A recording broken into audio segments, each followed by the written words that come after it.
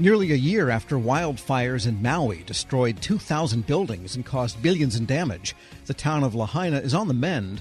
But after the fire and before anyone could do anything else came a massive cleanup. A team from the Environmental Protection Agency had the task of neutralizing and removing toxic ash. For their work, Pete Guria, Steve Calanog, and Tara Fitzgerald are finalists in this year's Service to America Medals program. Tara Fitzgerald joins me now. Ms. Fitzgerald, good to have you with us. Thank you, Tom. What caused EPA to go over there? Tell us the process by which you got deployed from, I guess you're based in San Francisco. Yes. So we are based in San Francisco. EPA Region 9 headquarters are in San Francisco, but Hawaii is part of Region 9. So it's part of our area of we work in. And the process is really that when the president declares a national disaster and FEMA begins to look to find people to start the cleanup process, EPA is one of the federal agencies that is tasked to do the work. So we do what's called household hazardous waste cleanup and other tasks as needed under the Stafford Act. All right. So what did you see and find when you arrived there? Unfortunately, EPA Region 9 has done quite a few cleanups for fires throughout our region, mostly in California. And I think that no one was really prepared for it to happen in Maui and Lahaina. It was quite a shock. And to see the whole area, that had been destroyed was always, it doesn't really matter where it is. It's always a difficult thing. But what we saw is that there was a lot of work to be done. We needed to move quickly to get the process started so that things can go as fast as possible for rebuilding. And so we just got on the ground and worked.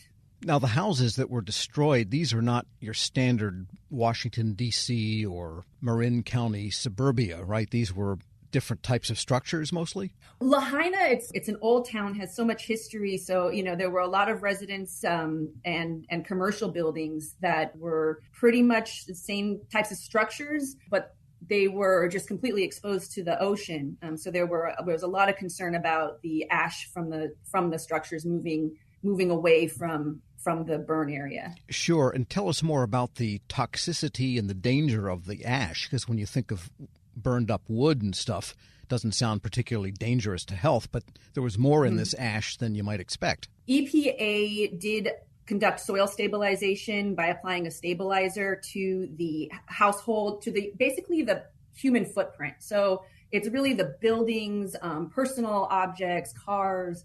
I mean, all these things that we keep in our homes that when they're not burned, aren't putting us at a huge risk, but once they become ash, it's a considerable issue. And really EPA's mission was to make it safe for all of that to be removed. So we removed the household hazardous waste, checked for certain hazards, and then once that happened, then the Army Corps could come in and take away that building footprint. Sure. And your citation mentioned in particular there were lithium batteries ashed. Yes, and that was mainly from a safety hazard because if they weren't fully destroyed, they remained a fire hazard and also, potentially releasing gases when they were being moved. So this was the first time that EPA really encountered so many that we had to come up with a process to take care of them. And they also can't be shipped away from Hawaii to the mainland for recycling. So we had to come up with a process to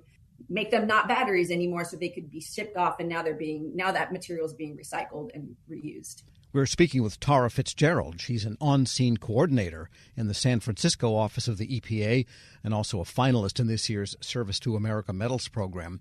And the other concern that is stated and something you had to deal with was the cultural preservation and cultural norms of the people of Lahaina that were ultimately the most affected by all of this. Ultimately, this was another first for the EPA that the people on the ground who came in first, particularly my coworker, Chris Myers, had some ties to Maui. Immediately, we knew as EPA that we needed to get ahead of working with the local people to ensure that once we started the work, which we had only about a week or 2 weeks to get started, we needed to be ready. And we got a cultural monitoring plan in place. working with a local group, a local company that does that work. And we just really showed up to the community meetings. We had a large team of community resource specialists that went out and really did the work. And I was happy to see that it feels like we were able to honor everything that we needed to do and still get the work done. Well, give us an example of something that might need to be honored in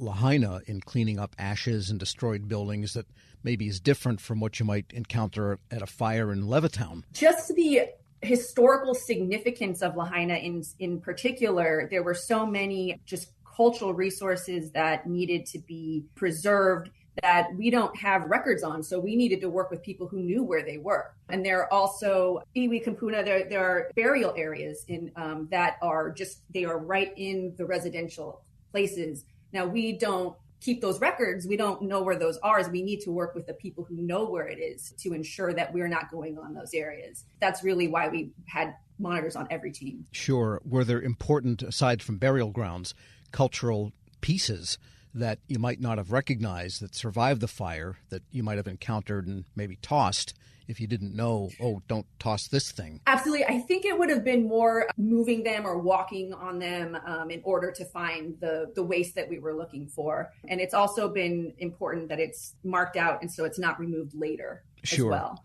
And how long did all this take, and how did you live while you were there? We actually, lived in nearby hotels with a lot of the displaced residents because everyone was essentially moved out of Lahaina. So we were living fairly close by, some of us in the areas that weren't damaged. But it took so we started in August, and our mission assignment ended at the end of December, on December 21st, where we finished up our last removal and soil stabilization. So you lived in Hawaii, thousands of miles from your home, for 4 months. We did. Some of us, were able to come back and forth. But yeah, I spent about over 2 months there. What's it like living 2 months away from home? I mean, you're still doing your daily work, so to speak, for the agency, but it must have been disorienting in some level. It's something that we actually try, because we know that we're going to be tasked with this work. We try to get ahead of it. I feel like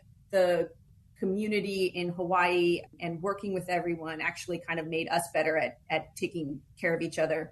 So it was in a way very positive. And did you at least get to experience a little of the traditional Hawaiian culture in between all of the work and not eat just MREs, from the Army or something? We did, but we were able to go on a walk that was sort of a few months into it that was organized by the local community. And we were able to walk with other agencies and the community on a kind of an honoring of the people and the things that, were destroyed. Sure. Any plans to go back and say 5 years just to see how it all came out? Oh, I hope to. Yes, absolutely. Tara Fitzgerald is an on-scene coordinator in the San Francisco office of the EPA. Thanks so much for joining me. Thank you.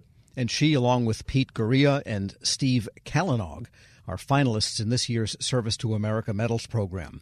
We'll post this interview along with a link to more information at federalnewsnetwork.com/Federal Drive. Subscribe to the Federal Drive wherever you get your podcasts.